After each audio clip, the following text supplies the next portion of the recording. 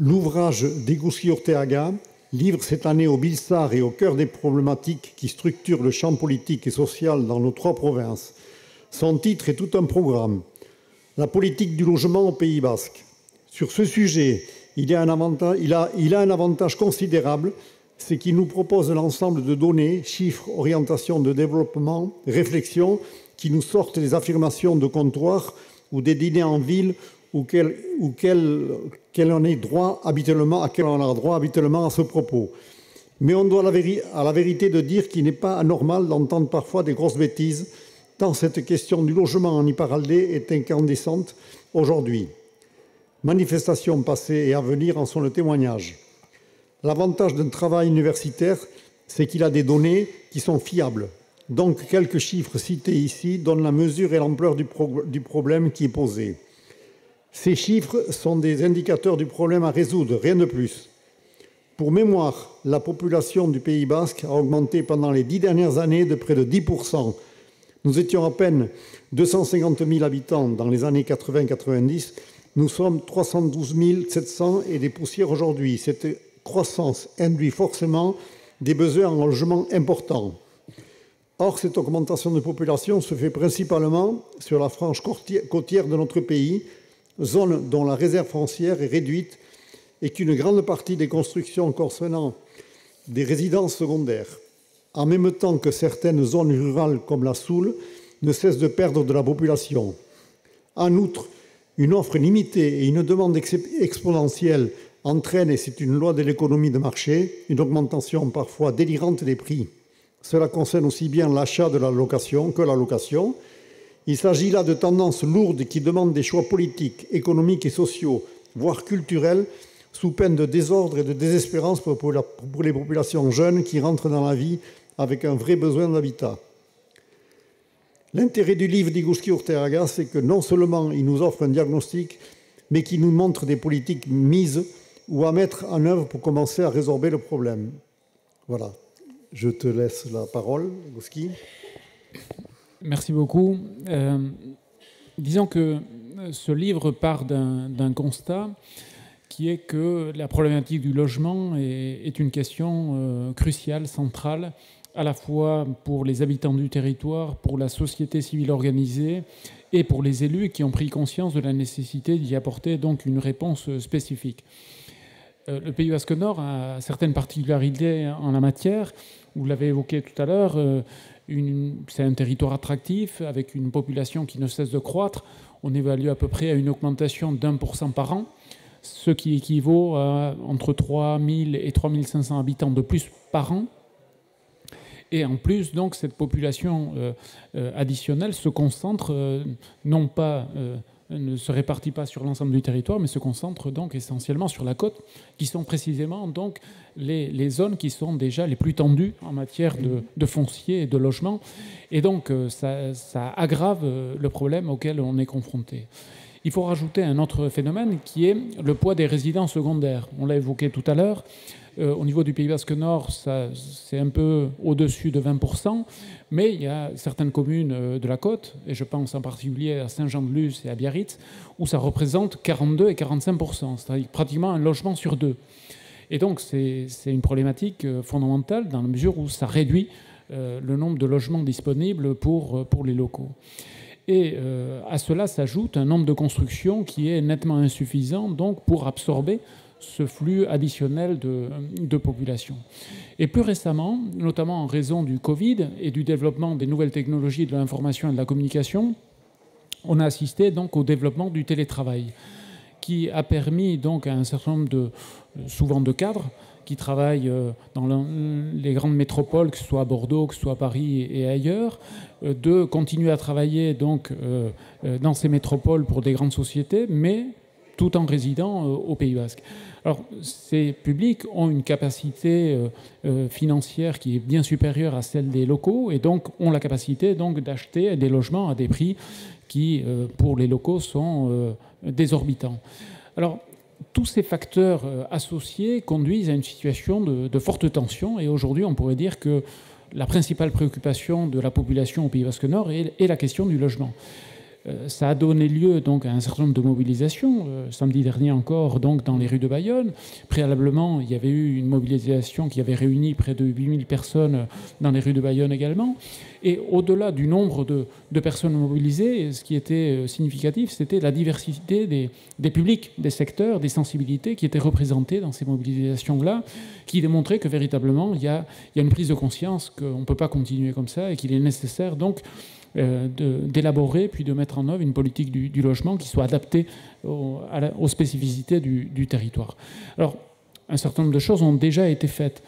Il faut rappeler que, notamment, le point de départ se situe en 1993, lorsque la prospective Pays Basque 2010 est élaborée et publiée.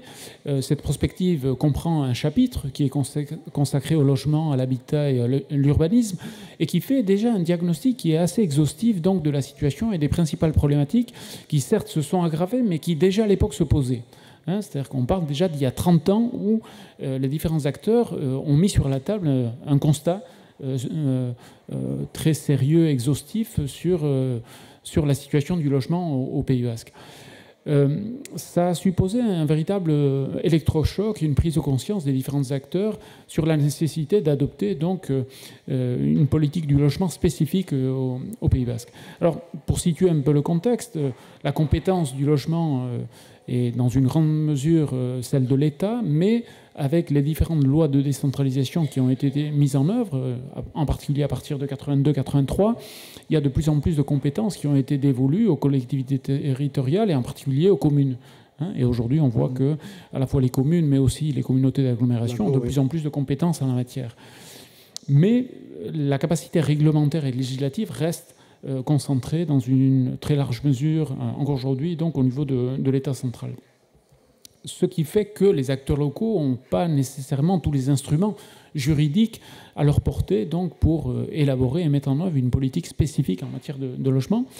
Et malgré ça, on a vu que suite à la Convention spécifique Pays Basque 2010 en 1993, ensuite il y a eu des projets de territoire qui ont été élaborés en 1997, puis en 2007, et ensuite ça a débouché donc sur une contractualisation dans les contrats territoriaux qui comprenaient des actions qui concernaient notamment donc la question du logement. C'est vrai qu'on assiste à une mobilisation quand même des auteurs locaux et sur le logement et le foncier avec le mouvement BAM qui est de l'agglo bayonnaise, non et puis il y a eu aussi l'appel des sangs, l'association ALDA. Ça bouge pas mal, quoi, parce qu'on ne peut pas rester comme ça.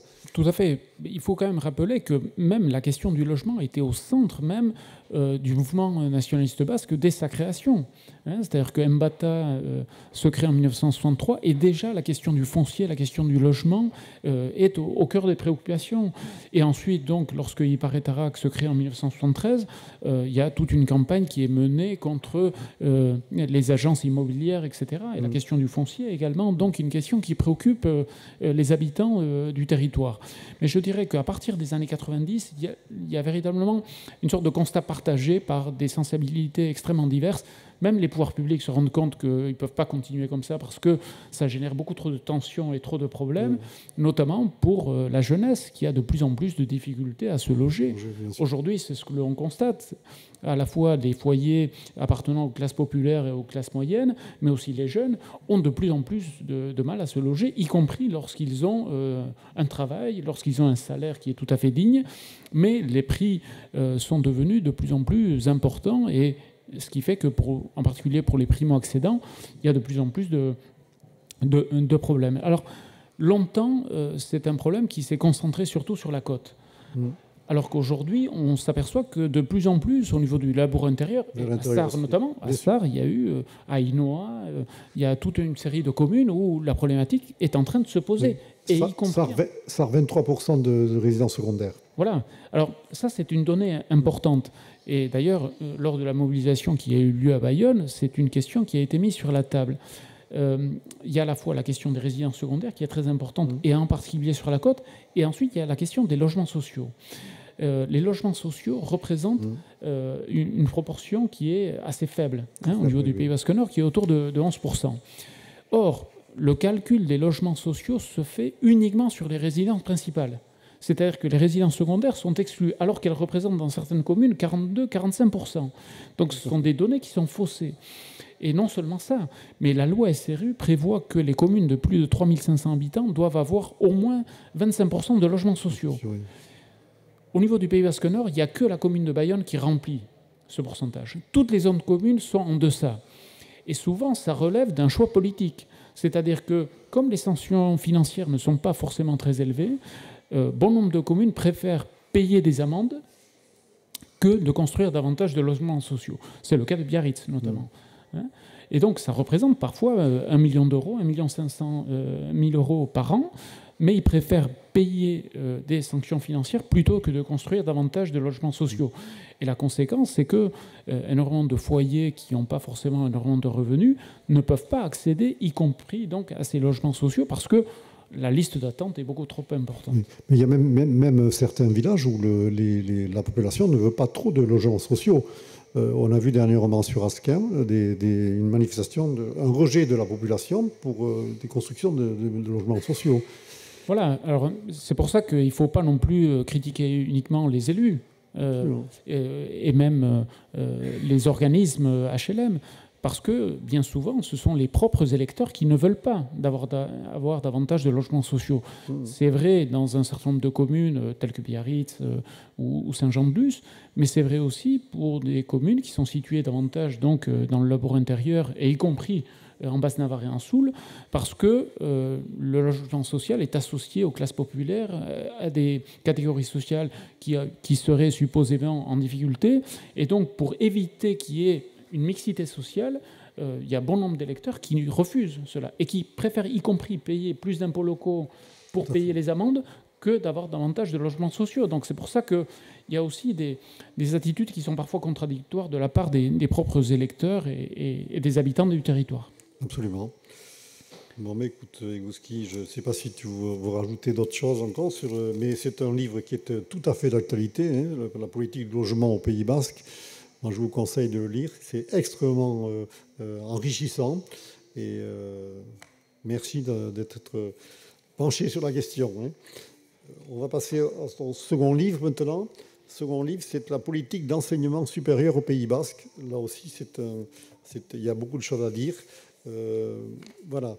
Je vais te faire une petite introduction. Pour quelqu'un qui aurait quitté le Pays Basque à la fin des années 80, début 90, et qui serait revenu dans le courant de 2010, un des changements majeurs qu'il a pu constater, c'est la multiplication des étudiants dans les rues de Bayonne, pour être plus précis, du Petit Bayonne. Un peu moins de 20 ans, Bayonne était devenue une ville universitaire, en un peu moins de 20 ans. Il y a peu, on connaissait une capacité en droit, puis une licence, une petite école d'ingénieurs née sous les auspices de la Chambre de commerce et d'industrie, des embryons d'IUT, point à la ligne. Or, aujourd'hui, on peut faire son doctorat en droit à Bayonne, poursuivre des études de lettres, de gestion, et la petite école d'ingénieurs est devenue une grande école. Par ailleurs, elle n'est pas la seule. Or, ce mieux apparent n'est pas suffisant. La question de l'économie de la connaissance est entre-temps devenue centrale dans le développement d'une région. Iparralde a grandi et veut jouer toute sa partition dans cet univers où connaissance, enseignement et recherche sont au cœur de la modernité d'une géographie attrayante et dynamique. C'est autour de ces sujets que Egouski Urteaga a écrit la politique d'enseignement supérieur au Pays Basque, qu'il a présenté à ce 40e Bilsar. Il reste donc, malgré le chemin parcouru, beaucoup à faire. Il y a aujourd'hui 6 000 étudiants au Pays Basque, répartis dans plusieurs filières, des formations courtes au doctorat. Rien qu'à l'université, il y a près de 200 enseignants et chercheurs. Mais le ratio étudiant pour 100 000 habitants reste très faible, très en dessous de villes comme Pau ou Bordeaux. Il y a de surcroît un ensemble universitaire qui n'a pas encore son autonomie. La faculté de Bayonne dépend toujours de Pau. Il y a encore quelques incongruités, à savoir qu'à Bayonne, les études de langue basque sont une spécificité unique et de haut niveau. la place de l'Escuara dans le reste de l'enseignement supérieur reste marginale, pour ne pas dire inexistence. Bref, pour dire trivialement, il y a encore du boulot. Je pense que vous avez tout dit. Non, non.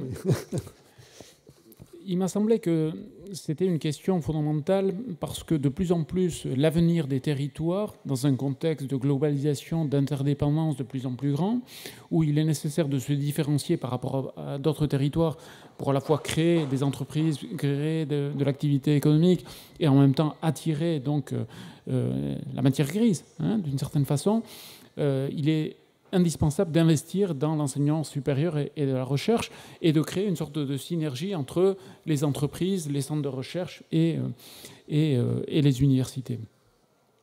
Le point de départ était assez bas. Hein. Vous l'avez rappelé, le ratio nombre d'habitants par rapport au nombre d'étudiants est le plus faible donc de la Nouvelle-Aquitaine. C'est-à-dire que si on prend à la fois Pau, Bordeaux, mais aussi Poitiers et d'autres universités qui sont plus petites, on s'aperçoit qu'il y a un ratio qui est très faible. Concrètement, qu'est-ce que ça signifie? Que la plupart des étudiants sont obligés d'aller ailleurs donc, pour pouvoir étudier. Ce n'est pas un mal en soi, dès l'instant où ils ont la possibilité de pouvoir revenir et développer leurs compétences et leur activité sur place. Ce qui n'est pas toujours le cas, parce qu'il y a une interdépendance, il y a un lien entre les deux. Plus vous avez d'universités, plus vous permettez la création de nouvelles sociétés, plus vous créez de synergies et plus vous créez donc des emplois qualifiés qui permettent précisément aux jeunes qui ont étudié de pouvoir également donc travailler sur place. Ce qui se produit relativement peu. Aujourd'hui, on calcule qu'il y a à peu près 8000 étudiants qui sont obligés de partir chaque année dans d'autres universités. Le problème, ce n'est pas tant de partir que de ne pas avoir la possibilité de revenir. Et ça se traduit par une perte de matière grise très importante. Et ce sont des jeunes qualifiés qui partent et qui ne reviennent plus. Et donc, par rapport à un développement du territoire à tous les niveaux, que ce soit au niveau social, culturel, politique et autres, il est bien évident que le fait d'avoir la capacité de former des jeunes et de les garder sur place est un enjeu stratégique pour le territoire. Donc là encore, c'est une revendication qui est très ancienne, qui date, je l'évoquais tout à l'heure, donc avec Mbata, qui déjà, dans un certain nombre de documents, revendiquait une université de plein exercice. Ça a été relayé ensuite, donc, dans les années 80-90, donc, par la plupart des formations politiques et par des acteurs de la société civile. Et on a vu notamment que lorsque la plateforme Batella a été créée en 2002, l'une des 4 revendications concernait précisément donc, la création d'une université autonome, parce qu'il était bien évident que c'était, pour assurer l'avenir de ce territoire, un enjeu tout à fait stratégique. Aujourd'hui, il y a, vous l'avez évoqué, un peu plus de 6000 étudiants, donc il y a une offre qui est en train de se développer petit à petit, mais c'est une offre qui n'est pas suffisamment cohérente, ce n'est pas une offre qui est suffisamment diversifiée, qui permettrait d'avoir donc une offre généraliste, hein, qui concerne donc la plupart des filières. Et en plus de ça, c'est une offre qui n'est pas suffisamment développée en profondeur. C'est-à-dire que vous avez beaucoup de premiers cycles, mais peu de second et de second cycle. Donc, ce qui fait que les étudiants, même s'ils commencent leurs études ici, souvent sont obligés de partir ailleurs pour pouvoir poursuivre leurs études. Et souvent, on ne les retrouve pas. Hein, ils n'ont pas la possibilité de pouvoir revenir. Et donc, aujourd'hui, ce qu'on constate, c'est qu'il y a une véritable prise de conscience de la part des différents acteurs. La communauté d'agglomération qui s'est créée en 2017 s'est dotée d'une politique spécifique en matière d'enseignement supérieur et de recherche. Son objectif affiché est d'avoir 10 000 étudiants en 2025. C'est un chiffre qui certainement ne sera pas atteint. Mais en tout cas, il y a une perspective, il y a une ambition qui est affichée à ce niveau-là. Et après, on s'aperçoit que l'UPPA également donc, a fait un pas supplémentaire, puisque dans le cadre du programme IDEKIA, l'objectif est de doubler le nombre d'étudiants faisant leurs études à l'UPPA en 10 ans. Donc aujourd'hui, sur les 7000 étudiants, il y a à peu près 4000 étudiants qui sont scolarisés dans l'UPPA. L'objectif est en 10 ans de passer à 8000 étudiants, uniquement à l'UPPA. Donc ce qui supposerait un campus de 11-12 000 étudiants. Donc là, on commence à parler d'un véritable campus et d'une masse critique à la fois en termes d'étudiants, mais également de chercheurs, d'enseignants et de professeurs, qui permettent véritablement de créer une masse critique et d'avoir une incidence véritablement donc, sur le paysage intellectuel du territoire. Voilà, bon, peut-être une petite note positive. L'enquête socio-linguistique faite sur les 16-24 ans pour ce qui est de l'Euskara montrait qu'en 1991, il y en avait 11% qui parlaient basque, et en 2016, 19%. C'est presque multiplié par 2 en 25 ans. Bon, c'est une petite note positive quand même. Tout à fait, mais en même temps, ça représente un enjeu à venir pour l'enseignement supérieur. Parce qu'aujourd'hui, qu'est-ce qu'on constate? C'est que de plus en plus d'enfants et de jeunes étudient en basque, soit dans la filière bilingue, soit dans la filière immersive en langue basque. Ce qui se traduit au niveau de la compétence linguistique, mais ce qui signifie aussi qu'il y a de plus en plus de bacheliers qui maîtrisent le basque et qui souhaiteraient poursuivre leurs études en basque. Or, aujourd'hui, en termes d'offres universitaires, elles se limitent aux études basques, fondamentalement. Il y a quelques matières qui sont enseignées à droite ou à gauche, mais fondamentalement, c'est la seule filière qui offre une formation globale et complète en basque. Qu'est-ce qui se passe aujourd'hui? C'est que concrètement, les étudiants, et ils sont de plus en plus nombreux, souhaitant donc poursuivre leurs études universitaires en basque, sont contraints d'aller au Pays Basque Sud. C'est ça. Et notamment dans mon université, où de plus en plus d'élèves qui ont passé leur bac récemment s'inscrivent donc à l'université du Pays Basque, à Bilbao, à Saint-Sébastien, à Vitoria. Et donc c'est le seul moyen dont ils disposent à l'heure actuelle donc, pour pouvoir poursuivre leur scolarité à l'université en basque. Et donc l'un des enjeux, notamment par rapport à ce projet IDECIA, qui dispose déjà d'un financement. C'est un projet global de 30 millions d'euros. Il y a 8,8 millions d'euros qui sont versés donc déjà, et c'est acté par le ministère. Et l'objectif est de créer 35 licences, 20 masters et 14 cátedras, des chaires. Et donc, l'un des enjeux fondamentaux pour les prochaines années, c'est non seulement de diversifier l'offre, d'approfondir l'offre, mais aussi de permettre aux étudiants qui le souhaitent de pouvoir le faire en basque. Et donc, ça signifie que tout en permettant aux étudiants du Pays Basque Nord d'aller au Pays Basque Sud pour poursuivre leurs études en basque, il faut qu'ils aient également la possibilité, au moins dans certaines filières, de pouvoir poursuivre leurs études en basque au Pays Basque Nord. Il y a une reconnaissance des diplômes. Tout à fait. On y parle des... On est dans le système universitaire européen et de plus en plus, il y a cette homologation, reconnaissance des diplômes qui permet à ces étudiants, par exemple cette année dans ma faculté donc en sociologie, en première année, il y a 6 étudiants d'Etxepare qui sont inscrits en première année donc, à l'université du Pays Basque. Donc ça veut dire que petit à petit, et c'est quelque chose qui va se développer, on observera ce type de phénomène. Non, mais c'est bien. Bon, mais écoute, je ne peux qu'encourager à lire vos 2 livres, Igouski, La politique du logement au Pays Basque et également La politique d'enseignement supérieur au Pays Basque. Les 2 livres sont édités chez l'Harmattan. Voilà, vous pourrez trouver Igouski au milieu du Bilsar, je ne sais plus quelle table tu as, de Eshko-Kashkunsa, oui, ça rentre en droite. Voilà, merci à vous. C'est